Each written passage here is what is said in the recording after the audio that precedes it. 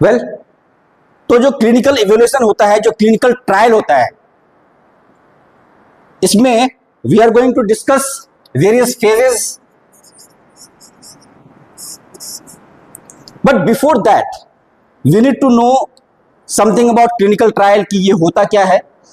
जब आपका ड्रग, जो आपका लीड कंपाउंड था, जब उसने सारे प्री क्लिनिकल टेस्ट क्वालिफाई कर लिए, टॉक्सिकोलॉजिकल डाटा भी ठीक आया, सपोर्टिव आया कि हम यूज कर सकते हैं इसको ह्यूमन के लिए, तो जो रिसर्च ग्रुप था या जो कंपनी है, फार्मास्यूटिकल कंपनी, जो उस मॉलिक्यूल पर रिसर्च करवा रही है, अब वो क्लिनिकल ट्रायल की तैयारी करेगा। उस क्लिनिकल ट्रायल की तैयारी में क्या करना है उनको एक एप्लीकेशन फाइल करना है। वो एप्लीकेशन फाइल होता है investigational new drug application, means IND, investigational new drug application file की जाती है। और इस एप्लीकेशन के साथ साथ इनको प्रीवियस सारा डाटा देना पड़ता है, सारे टॉक्सिकोलॉजिकल प्री क्लिनिकल डाटा इनको देना पड़ता है। फाइन। अलग अलग कंट्री में अलग अलग अथॉरिटीज हैं जो ये एप्लीकेशन डिमांड करते हैं। इंडिया के केस में ये जो एप्लीकेशन है, it is demanded by drugs controller general of India. Fine. DCGI,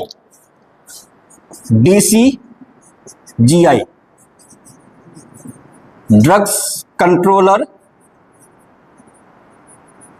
general, ठीक है, इनका ऑफिस होता है गवर्नमेंट ऑफ इंडिया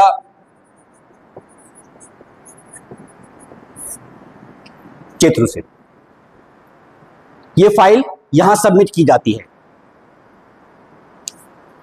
जब IND एप्लीकेशन जमा होता है तो उसमें हर छोटी बड़ी जानकारी दी जाती है, जैसे कि आपका जो ड्रग है उसका केमिकल स्ट्रक्चर क्या है, उसका सोर्स क्या है, उसकी प्योरिटी कितनी है, एक चीज ये हुई।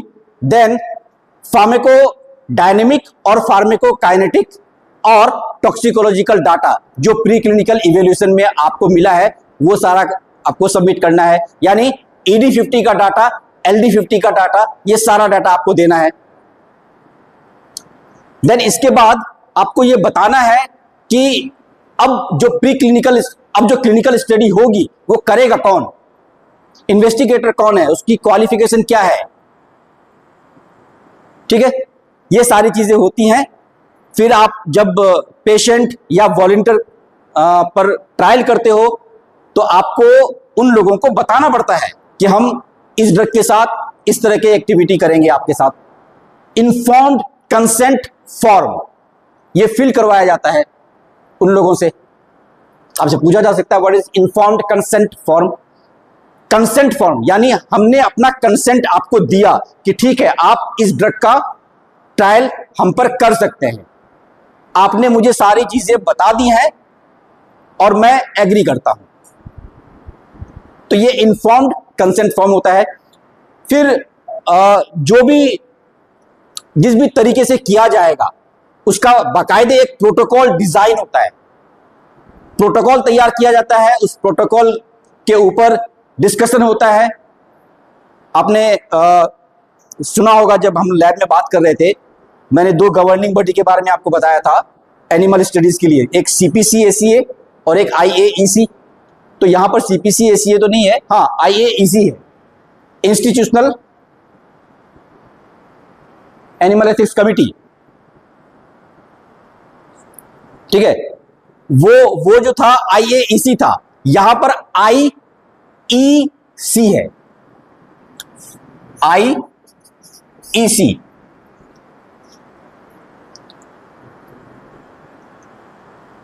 ये इंडिपेंडेंट एथिक्स कमिटी होती है। IEC is independent ethics committee.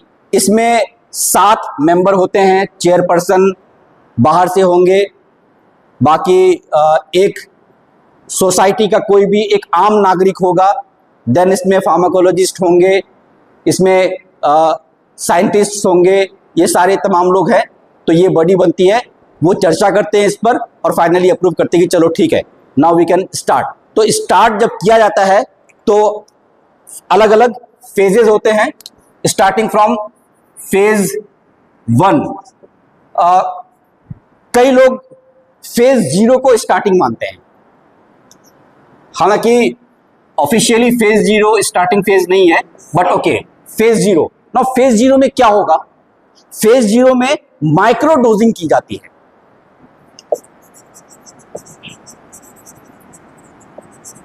Micro dosing होती है, राइट। माइक्रो डोजिंग मतलब बहुत कम डोज दिया जाता है।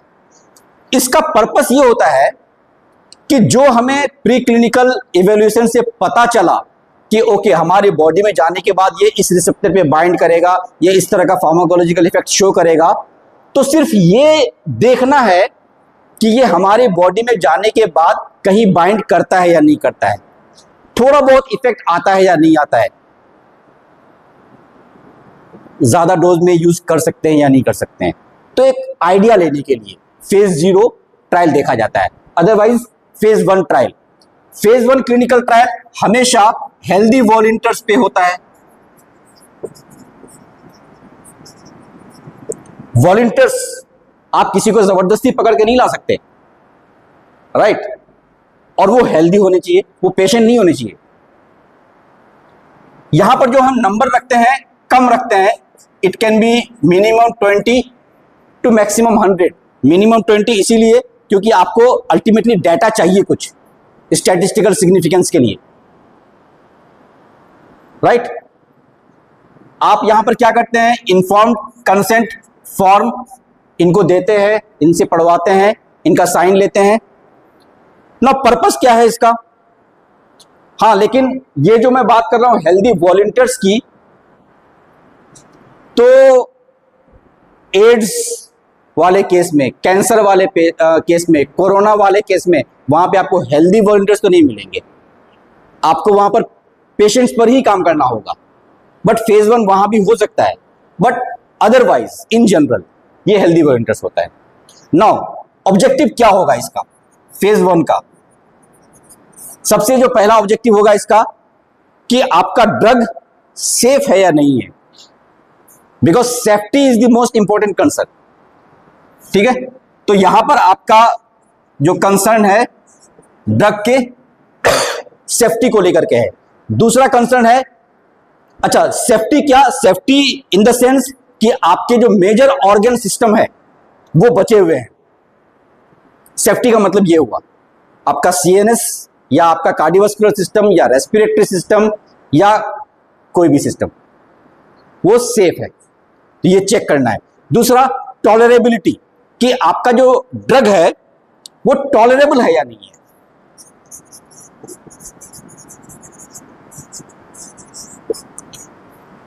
टॉलरेबल इन द सेंस कि कहीं ऐसा तो नहीं कि खाते ही आपने उल्टी मार दिया, बर्दाश्त नहीं हुआ, कुछ भी गड़बड़ हो गया, तो ड्रग शुड बी टॉलरेबल।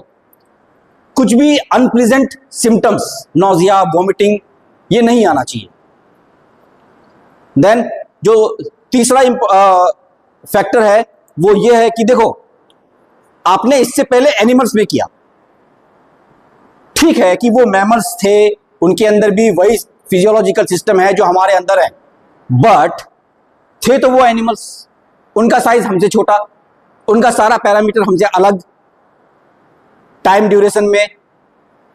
तो हम ये देखना चाहते हैं कि एनिमल्स का जो फार्माकोकाइनेटिक डाटा आया था और हम जो फार्माकोकाइनेटिक डाटा अभी शो करेंगे उसमें कितना डिफरेंस आ रहा है, क्योंकि फेज 1 क्लिनिकल ट्रायल जो होता है वो किसी ना किसी रिसर्च इंस्टीट्यूट के फार्माकोकाइनेटिक सेंटर पर होता है, जहां पर फार्माकोकाइनेटिक की स्टडीज चलती हैं।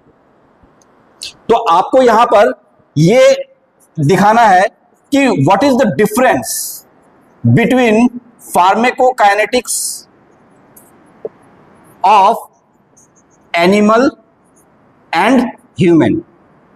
दोनों के फार्माकोकाइनेटिक्स में क्या डिफरेंस है ये पता लगाना होता है। रेट ऑफ एब्जॉर्प्शन कैसा है, रेट ऑफ एक्सक्रीशन कैसा है, ये सारी चीजें, बायो अवेलेबिलिटी कितनी आ रही है, fine. Then safe clinical dose range आपको पता करना है। सेफ क्लिनिकल डोजेज रेंज यानी थेराप्यूटिक इंडेक्स आपको पता लगाना है, ठीक है। ED50 and TD50 toxic dose, दोनों के बीच में कितना गैप हो रहा है, क्योंकि यहां फेज 1 में भी हम लोग बहुत थोड़े डोज से आगे बढ़ते हैं। जो प्री क्लिनिकल इवैल्यूएशन में जो डोज आया है कैलकुलेट होकर के एनिमल का, जब फेज 1 में आप आएंगे तो उस डोज का 1/5 या 1/10 डोज लिया जाता है। अगर एनिमल में आया, मान लीजिए 100 मिलीग्राम पर केजी बॉडी वेट कि भाई ये देंगे, तो जब आप ह्यूमन में स्टार्ट करेंगे तो ये आएगा 10 मिलीग्राम पर केजी बॉडी वेट या 5 मिलीग्राम पर केजी बॉडी वेट। कहां चूहा 25 ग्राम का और कहां हम 70 किलो के।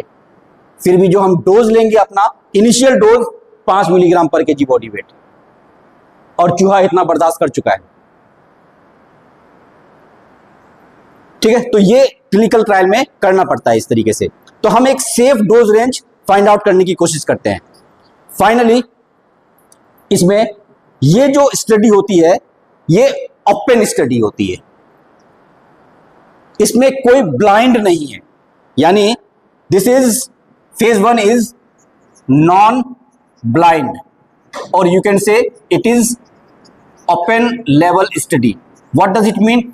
ओपन लेवल का मतलब हो गया कि जो इन्वेस्टिगेटर है उसको भी ये पता है कि हम कौन सा ड्रग दे रहे हैं, कितने डोज में दे रहे हैं, किस रूट से दे रहे हैं, और जो हेल्दी वॉलंटियर है उसको भी ये पता है कि आज हमें कौन सा डोज, किस ड्रग का, किस रूट से, सारे इंफॉर्मेशंस दोनों को पता होता है। नाउ फेज 2, तो पहली बार आप पेशेंट्स को टारगेट करते हैं। फेज 1 में आपके पास हेल्दी वॉलंटियर्स थे, फेज 2 में यू टारगेट द पेशेंट्स, और यहां पर फेज 2 को 2 हिस्सों में हम बांट सकते हैं, early phase 2 and let phase 2। Early phase 2 and let phase 2। जो अर्ली फेज 2 होगा, यहां पर आपके पास जो पेशेंट्स होंगे up to 200, number of patients up to 200 patients. जबकि जो लेट फेज 2 है, इसमें जो नंबर ऑफ पेशेंट्स होंगे वो ज्यादा होंगे, 200 से 400 तक जा सकते हैं। ये नंबर ऑफ पेशेंट्स 200 टू 400 हो सकते हैं ना। जो अर्ली फेज 2 है ये सिंगल ब्लाइंड होता है। Fine, this one is single blind, whereas late phase 2 it is double blind, it is double blind. Single blind का मतलब हुआ कि सिर्फ इन्वेस्टिगेटर को पता है कि डोज कितना देंगे और कौन सा ड्रग देंगे, पेशेंट को पता नहीं है। और डबल ब्लाइंड में दोनों को ही नहीं पता, वो कंप्यूटराइज सिस्टम से बनता है।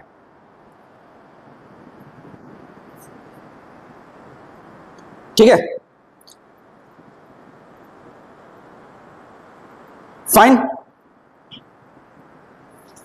तो यहां पर एम क्या है? Potential therapeutic benefit and side effects. इस दोनों का ही जो कॉमन एम एंड जो कॉमन ऑब्जेक्टिव है कि potential therapeutic benefit, therapeutic benefit and side effects क्या आ रहे हैं, ये दो चीजें पता करते हैं हम यहां पर। Now phase 3।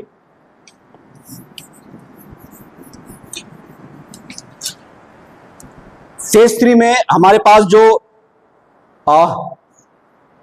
Number of participants हैं बढ़ जाएंगे। वो it is obviously more than 500, यानी आप एक मिनिमम टारगेट लेके चल सकते हो कि 1000 to 5000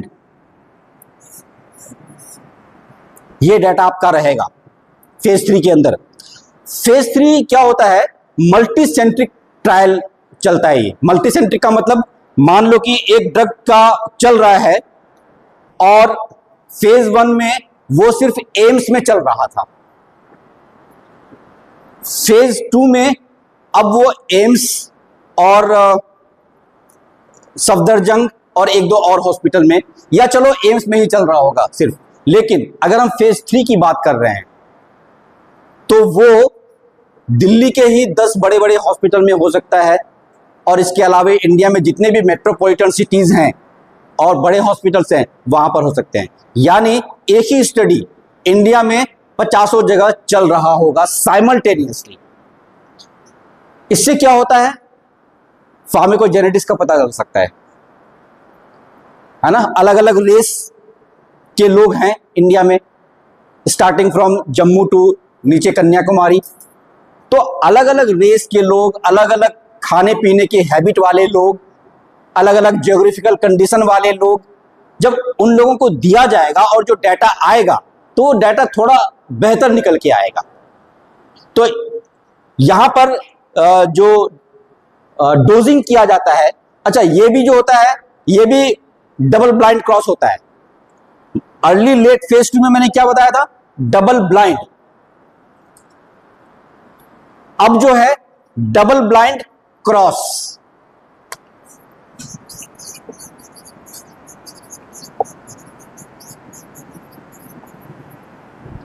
डबल ब्लाइंड क्रॉस, इसका क्या मतलब हुआ? डबल ब्लाइंड क्रॉस का इस मेथोडोलॉजी के अंदर हम लैटिन स्क्वायर रूल फॉलो करते हैं। व्हाट डज इट से? लैटिन स्क्वायर रूल,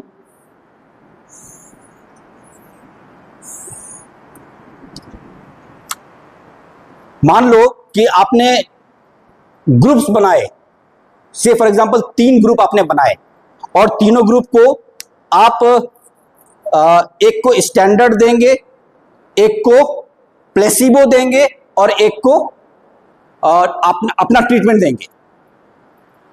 3 ग्रुप आपने बनाए, ये हो गया आपका ग्रुप्स।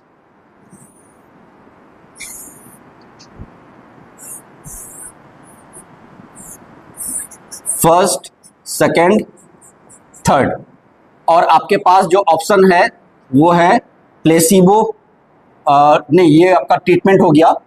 तो ट्रीटमेंट में प्लेसिबो, स्टैंडर्ड और आपका जो ट्रीटमेंट है ड्रग, वो ये देना है आपको, ठीक है, ये देना है।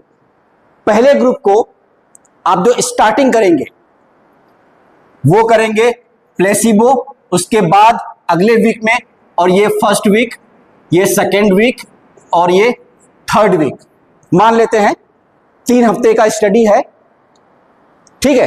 एक हफ्ते पहले ग्रुप को प्लेसिबो दिया जाएगा, दूसरे हफ्ते पहले ग्रुप को स्टैंडर्ड दिया जाएगा, और तीसरे हफ्ते पहले ग्रुप को ट्रीटमेंट दिया जाएगा, राइट। ये इस तरीके से चला। तो जो सेकंड वाला ग्रुप है उसको आपने स्टैंडर्ड दिया पहले वीक में, ट्रीटमेंट दिया दूसरे वीक में, और प्लेसिबो दिया तीसरे वीक में। नाउ जो थर्ड ग्रुप है उसको आपने दिया ट्रीटमेंट पहले में, देन ट्रीटमेंट के बाद प्लेसिबो और फिर स्टैंडर्ड, इस तरीके से आपने दिया। तो जो पहला ग्रुप है उसको भी तीनों मिल गया, दूसरा ग्रुप उसको भी तीनों मिल गया, तीसरा ग्रुप उसको भी तीनों मिल गया, फाइन। और अगर आप ऐसे देखें PST, STP, TPS, Latin square rule होता है। ये लैटिन स्क्वायर रूल में क्या होता है? अगर ये 3 चीज है तो पहले ये, फिर ये, फिर ये। अब दूसरी बार में पहले ये, फिर ये और फिर ये, और तीसरी बार में पहले ये, फिर ये और फिर ये। This is Latin square rule. इस तरीके से डोजिंग कराई जाती है। ये फेज 3 के अंदर चलता है। तो फाइनली स्टैटिस्टिकल कैलकुलेशन डाटा आ गया, स्टैटिस्टिकल कैलकुलेशन होगा। स्टैटिस्टिकल कैलकुलेशन के लिए स्टूडेंट टी टेस्ट या साई स्क्वायर टेस्ट या बाद में एनोवा, इस तरह के स्टैटिस्टिकल एनालिटिकल टेस्ट किए जाते हैं और डाटा का सिग्निफिकेंस देखा जाता है। ठीक है, ये टेस्ट के नाम है जो लास्ट में हम लोग करते हैं स्टैटिस्टिकल एनालिसिस में। टेस्ट बहुत सारे होते हैं, मैंने आपको 2-3 टेस्ट यहां पे सिर्फ बता दिए। नाउ फाइनली अगर फेज 3 का डाटा ठीक ठाक आता है, स्टैटिस्टिकल एनालिसिस कहता है कि इट इज ओके, तो the drug is ready to go into phase 4 trial. और यहां पर जो मैन्युफैक्चरर है एक बार फिर से अथॉरिटी के ऑफिस में पहुंचता है और वो कहता है हमारे हाथ में एक न्यू ड्रग आ चुका है। पहले कब गया था? जब उसको इन्वेस्टिगेशन करना था, इन्वेस्टिगेशनल न्यू ड्रग IND। अब उसके पास न्यू ड्रग तैयार हो गया है। तो फेज 4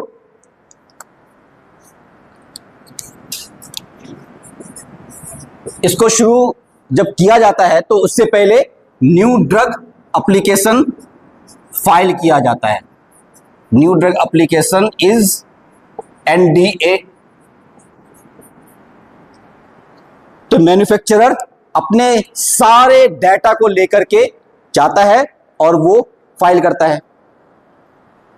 ठीक है, वहां पर उसको ये कहा जाता है कि ठीक है, क्योंकि अब फेज 4 ये ऑन फील्ड, अब लैब की बात नहीं है,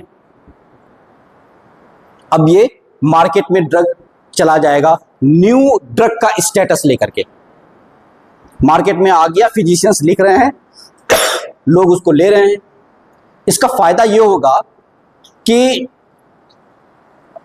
एडवर्स इफेक्ट्स अब सही से सब पकड़ में आएगा। पहले तो था कि लिमिटेड लोगों में था, अब जो लॉन्ग टर्म यूज है, क्योंकि इसका कोई लिमिटेशन नहीं है, ये 2 साल 3 साल 4 साल 5 साल, तो क्रॉनिक टॉक्सिसिटी का भी डाटा आ सकता है। यहाँ पे कई ऐसे ड्रग्स हैं जो फेज 3 तक ओके थे, लेकिन फेज 4 में जब आए तो 2 साल 3 साल के बाद उस ड्रग के साइड इफेक्ट्स इतने ज्यादा आने लगे कि उसको विड्रॉ करना पड़ा। फॉर एग्जाम्पल गेटिफ्लोक्सासिन एक ड्रग था, एंटीबायोटिक गेटिफ्लोक्सासिन, नॉर्फ्लोक्सासिन, ओफ्लोक्सासिन कैटेगरी का। वो ड्रग बहुत बेहतरीन थी, लेकिन कुछ सालों के बाद उसको विड्रॉ करना पड़ा, क्योंकि वो जो ड्रग था वो हार्ट पेशेंट के ECG के अंदर खतरनाक चेंज ला रहा था और मर रहे थे पेशेंट। क्योंकि एंटीबायोटिक की जरूरत तो किसी को भी पड़ सकती है, हार्ट वाले पेशेंट को भी पड़ सकती है, तो उनके अंदर मोर्टेलिटी हो रही थी। ऐसे कई एग्जांपल्स हैं, भरे हुए हैं। ठीक है, तो यहां पर फेज 4 के अंदर मैन्युफैक्चरर को बोला जाता है कि ओके, आप कीजिए अपना काम, लेकिन आपको time to time periodic safety update report देते रहना है। इट इज पीरियोडिक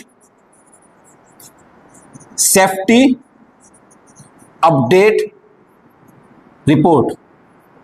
इनिशियली क्या होता है, फॉर 2 years आपको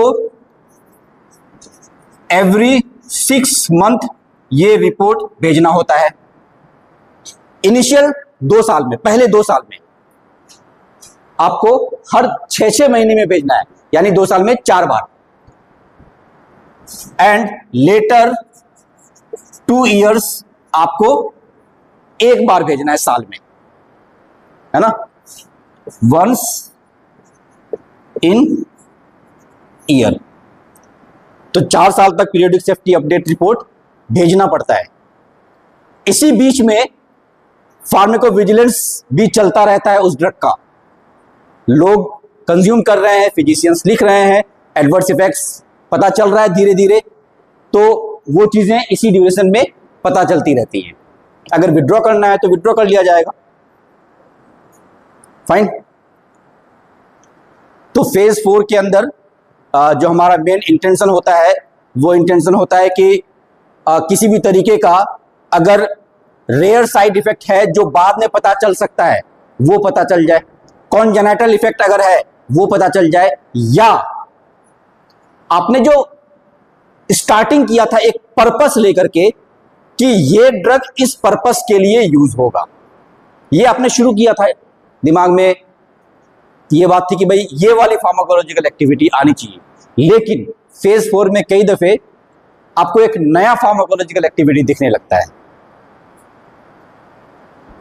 होता है जिसके लिए आपने प्री क्लिनिकल इवैल्यूएशन नहीं किया था, लेकिन एक न्यू फार्माकोलॉजिकल इफेक्ट आपको दिखने लगता है।